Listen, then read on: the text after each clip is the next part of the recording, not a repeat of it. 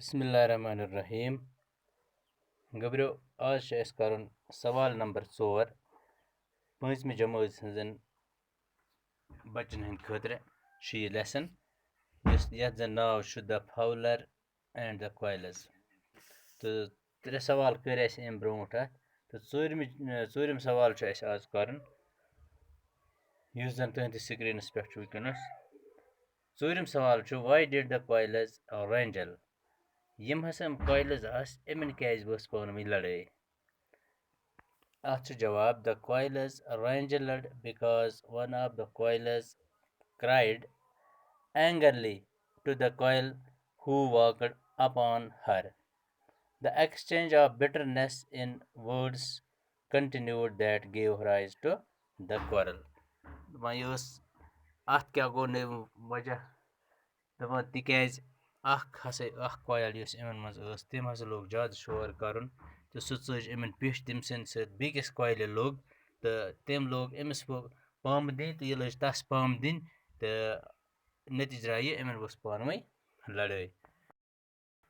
why did the leader quail decide to leave युस यमन जिठ क्वाइल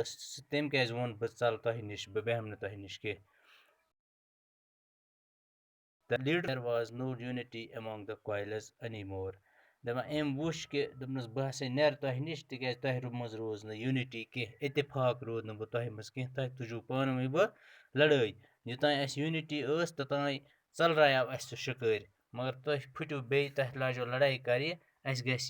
बे जोर इसलिए बह हसा नेर तह निश He advised them for unity and asked them that there was no safety with quarrelsome family. दपान इसलिए हसा कोर मे यह डिसाइड कि बस तह वो नसीहत कर कि तुह योतान यूनिटी पान वन थो बे इत्तेफाक थो बे तोतान हसा छन सेफ्टी तह मज मे कह शेयम what made Fowler successful in the end. दपान फाउलर कित पट मीज कामयाबी तस शिकरस कित पट मीज कामयाबी एंडस पे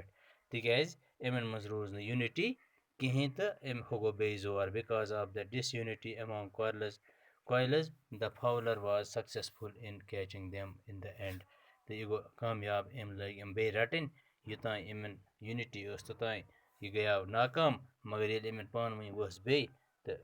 अम कर क्या यह गो बे कामयाब तो मकले अत सवाल बाकी वो बे क्या पे कर बाकी वसलाम